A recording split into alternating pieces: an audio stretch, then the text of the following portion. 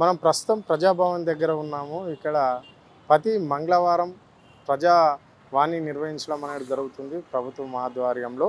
So ఇక్కడ ఏ సమస్యలు ఉన్నా ఇక్కడ వచ్చేసి దరఖాస్తు ఇస్తే అర్జీ అర్పించుకుంటే పరిష్కారం అవుతుందని చెప్పేసి పబ్లిక్ మాత్రం ఇక్కడ రావడం అనేది జరుగుతుంది. ఇప్పుడు ఒక పెద్దాయన ఇక్కడ మనతో ఉన్నాడు. ఆయన అడిగి తెలుసుకునే ప్రయత్నం మనం చేద్దాం. ఏంది ఇది గవర్నమెంట్ తెలంగాణ మహాత్మా జ్యోతి బాబు పూలే భవన్కు రావడం జరిగింది అని చెప్పేసి ఓ రిసిప్ట్ తీసుకున్నావు. ఈ రిసిప్ట్ ఎవరు ఇచ్చారు నీకు? ఎక్కడిది ఇది? నా పేరు శివరామ శాస్త్రి, రామావజ్జల మా ఇంటి పేరు. నా భార్య ఆర్ వరలక్ష్మి, అంగన్వాడీ టీచర్. అక్కడే భద్రాచలం లోకల్లో, దుమ్ముగూడెం ప్రాజెక్ట్ అని భద్రాచలం లోకల్లోనే.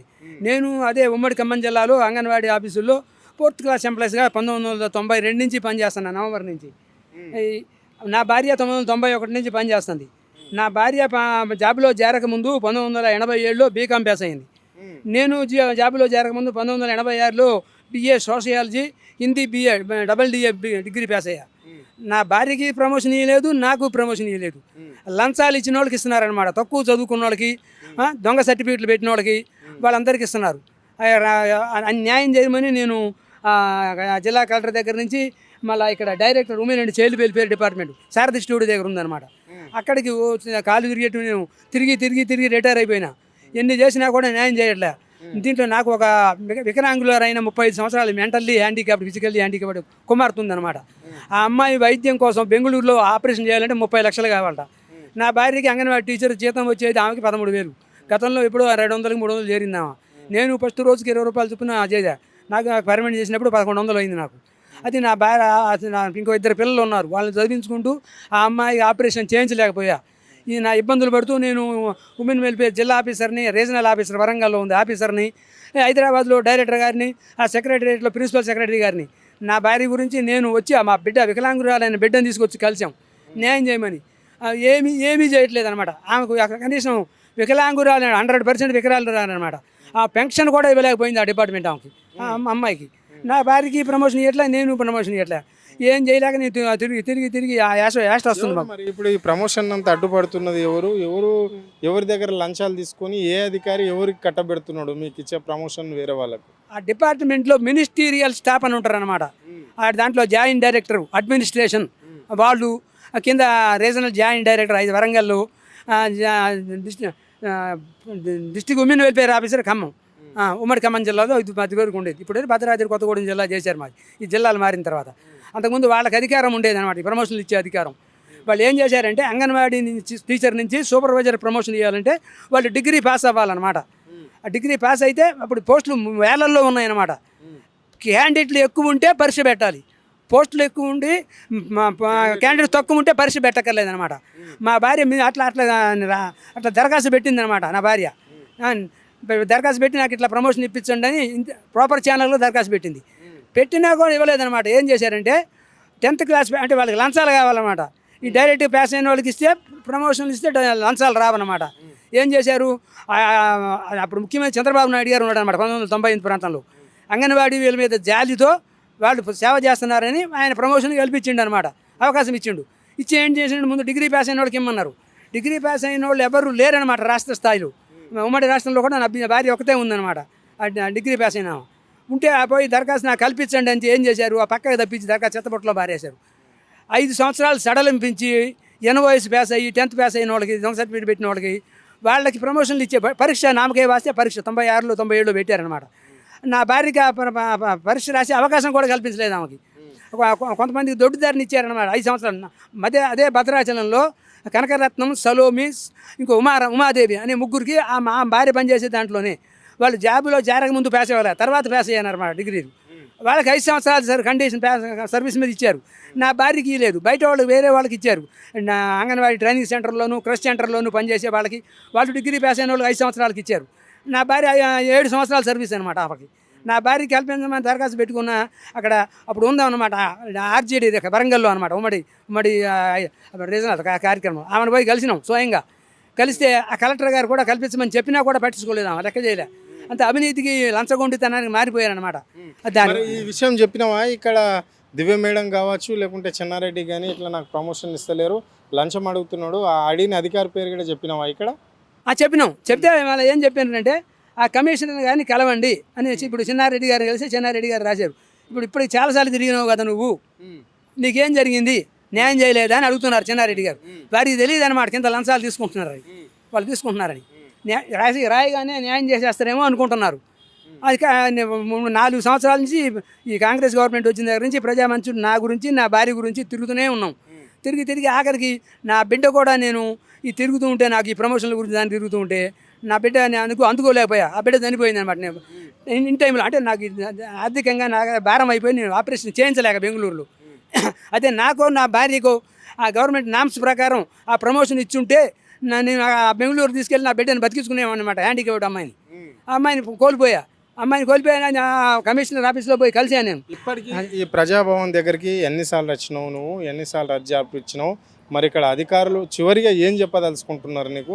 నువ్వు ఏం చేయాలనుకుంటున్నావు? ఇప్పటికో 10 సార్లు వచ్చి ఉంటాను నేను, నా భార్య పని మీద నా పని మీద 10 సార్లు వచ్చినా కూడా వాళ్ళు ఏమో చూస్తా న్యాయం చేస్తా అని ఏం చేస్తున్నారు? ఆ కమిషనర్ ఆఫీస్ వాళ్ళు న్యాయం చేసేది కమిషనర్ ఆఫీస్ వాళ్ళే. ఎందుకంటే కింద అన్యాయం జరిగిందని వీళ్ళ దగ్గరకు వస్తున్నాం మేము. వస్తే ఆ అన్యాయం జరిగిందా లేదా వాస్తవమా? ఇది పాత రోజులు కాదు కదా, ఇది కంప్యూటర్ యుగం అన్నమాట. వాళ్ళు నాకన్నా చదువుకోలేదు, వాళ్ళు నాకున్న అర్హతలు లేవు అని రాసినప్పుడు ఫోన్ల ద్వారా తెలిసిపోద్ది అనమాట. ఆ జిల్లాలో ఎంతమంది పాస్ అయ్యారు, అంగన్వాడీ కన్నా సీనియర్లు, నాకన్నా ఆ డిపార్ట్మెంట్లో కూడా అంతే, నాకన్నా 4th క్లాస్ వాళ్ళు ఎంతమంది పాస్ అయ్యారు అని నిమిషాల మీద తెలిసిపోద్ది అనమాట ఆ వ్యవహారం. అట్లా తెలుసుకోవట్లేదు అనమాట. ఎందుకంటే వాటాలు వీళ్ళు కూడా ముందుతున్నాయి అనమాట. ఆ కింద నుంచి జిల్లా ఆఫీస్ నుంచి, ఆ వరంగల్ రీజనల్ ఆఫీస్ నుంచి కమిషనర్ ఆఫీస్ కూడా లంచాలు వస్తున్నాయి. రాష్ట్ర ముఖ్యమంత్రి ఎక్కడెక్కడ లంచాలు తీసుకోవద్దు పేదోళ్ళ దగ్గర, అలాంటివి జరిగితే వెంటనే చర్యలు తీసుకుంటామని చెప్పేసి కూడా స్టేట్మెంట్ ఇస్తూనే ఉంటాడు కదా. అందుకే నేరుగా వచ్చి అధికారికి ఏదైనా సమస్యలు ఉంటే మీరు చెప్పుకోవాలని చెప్పేసి కూడా ఇక్కడ చెప్పడం జరిగింది. మరి దీన్ని ఎట్లా చూస్తారు మీరు? గతంలో ఈ కేసీఆర్ గారి టీఆర్ఎస్ గవర్నమెంట్ లేకముందు అప్పుడు ముఖ్యమంత్రి రాజశేఖర రెడ్డి గారు ఉన్నాడు. ఆయన ప్రజాభవన్, ఆయన కిరణ్ కుమార్ రెడ్డి గారు, రోసయ్య గారు వచ్చి కలిశారనమాట. కలిసి వాళ్ళు స్పందించేవాళ్ళు, డైరెక్ట్ ఆయనతో మా బాధలు చెప్పుకునేవాళ్ళం అనమాట. కానీ ఇప్పుడు రేవంత్ రెడ్డి గారిని మేము కలిసే అవకాశం మాకు కలగట్లే. ఇది ప్రజాభవన్లో రావట్లే ఆయన ప్రజల దగ్గరికి. మా బాధలు తెలుస్తాయి అనమాట ఆయనకి. ఆ కింద అధికారులు, ఆ మంత్రి సీతక్క గారిని గాంధీ భవన్లో కలిసాం, మా డిపార్ట్మెంట్ మంత్రి గారు అనమాట. కలిస్తే వాళ్ళు ఆమె ఏం చేస్తుంది, ఆ కింద సిబ్బంది మాట వింటుంది. కానీ మేము చెప్పే బాధలు కూడా అవునా కాదా, న్యాయం జరుగుతుంది అనేది మా పరిశీలన చేయట్లే సీతక్క గారు. ఆమె కష్టాల నుంచి పైకి వచ్చింది, ఎంతో పైకి వచ్చిన అభివృద్ధి చెందిన మనిషి ఆమె. మా అలాంటి వాళ్ళు బాధలను పట్టించుకోవాలి సీతక్క గారు, మినిస్టర్ గారు. ఆ దగ్గరికి పోయి డైరెక్ట్ కలిసినా కూడా మాకు ఆమె న్యాయం జరిపించలేము సీతక్క గారు. అది ఇప్పుడు చివరిగా ఏం చేయాలనుకుంటున్నారు మరి? ఇప్పటికి దాదాపుగా 10 సార్లు వచ్చారు కదా మీరు. నేను మన ఆద్య ఛానల్ వారి ద్వారా ఈ ప్రజావాణి భవన మందు జ్యోతిబా పూలే నా దగ్గర ఈరోజు దరఖాస్తు ఇచ్చి చిన్నారెడ్డి గారి ద్వారా రసీదు తీసుకుని ఇక్కడ నేను కోరుతున్నా, మా బాధల్ని నా భార్య వరలక్ష్మికి, నా ఆర్ శివరామ శాస్త్రి, నాకు నేనైతే రిటైర్ అయిన హైకోర్టు ఆర్డర్ ఇచ్చింది నాకు న్యాయం. 95 నుంచి నాకు సర్వీసు ఆర్థిక రాదు.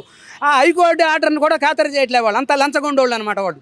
ఆ డైరెక్ట్ కమిషనర్ సారథిష్ఠుడి దగ్గర ఉంది ఆఫీసు, కమిషనర్ ఆఫీసు. ఆ సిబ్బంది, ఆ కమిషనర్ కూడా మాట వినట్లేదంటే ఆమె అంతే అయి ఉండొచ్చు. ఇక మా మనసులో భావన కడుపు మండిపోతున్నా, బిడ్డను కోల్పోయా, నేనేం చేయను, కాపాడలేకపోయా. నాకు రావాల్సింది ఒక 50-80 లక్షలు వచ్చేదనమాట. నాకు జాయింట్ డైరెక్టర్ హోదాలో రిటైర్ అయ్యేవాడు. నాకు సార్ నా భార్య కూడా అట్లాగే జిల్లా ఆఫీసర్ హోదాలో ఉండేది వరలక్ష్మి. ఆమె ఇట్లా న్యాయం చేయట్లేదు, ఏం చేయాలి, ఏం చేస్తున్నారు, ఇట్లా మేము రిపోర్ట్లు ఇస్తున్నామని ఆ సెంటర్ మీద డ్యూటీ మీద దాడి చేస్తున్నారు అనమాట. నా భార్య మీద వచ్చి ప్రమోషన్లు ఇవ్వట్లేదు కానీ ఆ సెంటర్ మీద దాడి చేస్తున్నారు ఆమె మీదకి. అది అంగన్వాడీ టీచర్ మీద. ఎవరు దాడి చేసేది? దొడ్డి దారిని వచ్చే NOS 10th క్లాస్ పాస్ అయినా, అంగన్వాడీ నుంచి పాస్ అయినా సూపర్వైజర్లు అనమాట. వాళ్ళని వీళ్ళు దాడి చేసి ప్రతిరోజు రావటం సెంటర్కి. దాడి కనుక ఎవరున్నారు అనుకుంటారు? దాడి దగ్గర ఎవరున్నారు? ఈ కమిషనర్ ఆఫీసు, డైరెక్టర్ ఆఫీసు, మరి ఆ సీతక్క గారు కూడా ఉన్నారేమో అనుకుంటున్నాను నేను. అది అనుకుంటూ ఉండొచ్చు, ఎందుకంటే మా డిపార్ట్మెంట్ మీద కంప్లైంట్ చేస్తా అంటే ఆమె మీద చేసినట్టే. మరి మాకు న్యాయం చేయట్లేదు కాబట్టి ఇన్నిసార్లు తిరుగుతున్నాం. ప్రజల సమస్యలు వినడానికి గాంధీ భవన్లో, ప్రజాభవన్లో ఎట్లా పెట్టారో గాంధీ భవన్లో పెట్టారు. అక్కడ కలిసాం మేము. తుమ్మల నాగేశ్వరరావు గారు స్పందించి రాసి పంపించండి మినిస్టర్ గారు. ఆయన బాధలు చేసి కమిషనర్ రాస్తే ఆయన రాసినా కూడా కమిషనర్ ఆఫీసులో న్యాయం చేయలే. శ్రీధర్ బాబు గారు కలిసి ఒకసారి ఆయన వచ్చిండు, ఆయన కలిసి ఆయన రాసి పంపించిండు. ఆ కమిషనర్ ఆఫీస్ పోయి ఇచ్చినాం. అంటే మంత్రులు కూడా లెక్క చేయట్లే, ఎందుకంటే సీతక్క గారి అండం చూసుకుంటున్నారు అనమాట.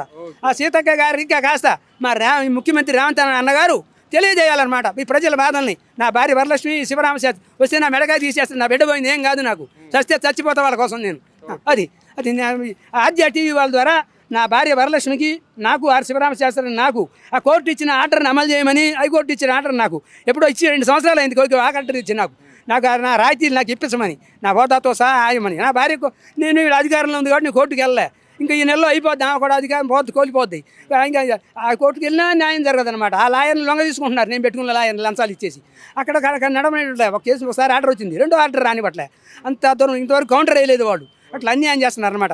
మీ ప్రజావాణి కార్యక్రమంలో ఈ ఆద్య టీవీ ఛానల్ వారి ద్వారా నేను న్యూస్ ఛానల్ వారి ద్వారా కోరుకుంటున్నాను, ముఖ్యమంత్రి రేవంత్ రెడ్డి గారు వారి దృష్టిని తీసుకొని ఇంకా అగ్రగాయ నాయకులు ఇంకా వారికన్నా ఉంటే ఆ గాంధీ భవన్లో పిసిసి అధ్యక్షులు మహేష్ గౌడ్ గారు వారు కూడా పట్టించుకుని మన కాంగ్రెస్ వచ్చింది ప్రజలకి న్యాయం చేస్తుంది అని అనుకుంటున్నాం.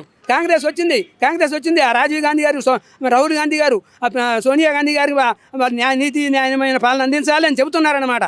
కానీ వీళ్ళు పట్టించుకోవట్లే. వీళ్ళు పట్టించుకోవాలని మేము కోరుకుంటున్నాం. ముఖ్యమంత్రి రేవంత్ రెడ్డి గారు కూడా పట్టించుకుని నాకు నా భార్యకి తక్షణం న్యాయం జరిపించాలని కోరుకుంటున్నాం ఆద్య టీవీ ద్వారా. ఇది పరిస్థితి. ఈయన చూస్తున్నాం కదా, ఆల్రెడీ రిటైర్మెంట్ అయిందంట కానీ ఆయనకు బెనిఫిట్స్ ఇవ్వడం లేదు. అక్కడ ఉన్న ప్రభుత్వ అధికారులు మాత్రం వాళ్ళ భార్య అంగన్వాడీ టీచర్ అంట, ఆమెకు ప్రమోషన్ కూడా ఆనాడే వాళ్ళు డిగ్రీ పాస్ అయ్యారట. అంటే 97లో డిగ్రీ పాస్ అయినప్పటికీ కూడా మాకు ముందే పాస్ అయినా కానీ మాకు ఉద్యోగం ఇస్తలేరు, 86లో పాస్ అయితే కూడా అని చెప్పేసి ప్రమోషన్ ఇవ్వకుండా అధికారులు అడుగడుగున అడ్డుపడుతున్నారు. సుప్రీంకోర్టు హైకోర్టు కూడా ఏదైతే తీర్పు ఇచ్చిందో ఆ తీర్పుని కూడా తుంగలో దొక్కే ప్రయత్నం అధికారులు చేస్తున్నారు అని చెప్పేసి కూడా ఆయన రావడం అనేది జరిగిందని చెప్తున్నాడు. ఇక్కడ ఇప్పటికి దాదాపుగా ప్రజాభవన్కి వచ్చేసింది 10 సార్లు అర్జీ అర్పించుకున్నా ఎవరు పట్టించుకునే నాదు లేదు. మరి డిపార్ట్మెంట్ ఉన్న ఏదైతే ఇక్కడ పంచాయతీరాజ్ మినిస్టర్ ఉన్నారో సీతక్కని కూడా మేము పలుమార్లు విన్నపించుకున్నప్పటికీ కూడా ఆమె పట్టించుకోవడం లేదు. అధికారులు కూడా ఇక్కడ తుమ్మల నాగేశ్వరరావు కావచ్చు, శ్రీధర్ బాబు కావచ్చు చాలాసార్లు మంత్రులకు కలిసినా కానీ ఏ మంత్రి మాట కూడా అక్కడ అధికారులు పట్టించుకోనని పాపాన ఉంది. మరి ఇక్కడ ప్రజాప్రభుత్వం నడుస్తుందా లేకుంటే ఏం నడుస్తుందో అంతు చిక్కడం లేదు అని చెప్పేసి ఆయన స్పష్టంగా చెప్పడం అనేది అయితే జరిగింది. సో అధికారుల మాట కూడా వింటలేరు అంటే, ఒక మినిస్టర్ల మాట అధికారులు వింటలేరు అంటే ఇక్కడ అధికారులు మినిస్టర్లకు బెండ్ అయ్యారా, మినిస్టర్లు అధికారులకు బెండ్ అయ్యారా అనేది మాకు అంతు చిక్కడం లేదు. మరి సీతకు ఎందుకు పట్టించుకుంటలేదు, ఎందుకు చర్యలు తీసుకుంటలేదో అర్థమవుతలేదు. ఇక ముఖ్యమంత్రి అయితే అందుబాటులోనే ఉండడు, ఇక్కడ ప్రజాపాలన పేరుకు మాత్రమే పెట్టడం జరిగింది అని చెప్పేసి ఆయన స్పష్టంగా చెప్పడం అనేది జరిగింది. ఇదే వైఖరిగా ఉంటే నాకు వచ్చే బెనిఫిట్స్ కానీ మా భార్యకు కానీ ప్రమోషన్ రాకపోతే మేము మా కుటుంబ సమేతంగా సూసైడ్ చేసుకుంటాము అని చెప్పేసి కూడా ఆయన స్పష్టంగా చెప్తున్నాడు. ఎందుకంటే ఇంతకుముందు మా పెద్ద పాపని కూడా కోల్పోయిన ఆర్థిక భారంతో నాకు వచ్చే బెనిఫిట్స్ రాకనే అని చెప్పేసి కూడా అడ్డుకోవడం వల్లనే కొంతమంది అధికారులు ఇట్లా చేస్తున్నారు. వాళ్ళపైన వెంటనే వేటేయాలి, వాళ్ళని సస్పెండ్ చేయాలని చెప్పేసి కూడా వారు డిమాండ్ చేయడం అనేది అయితే జరిగింది. కెమెరా పర్సన్ కళ్యాణ్ తో అరుణ్, ఆద్య టీవీ, హైదరాబాద్.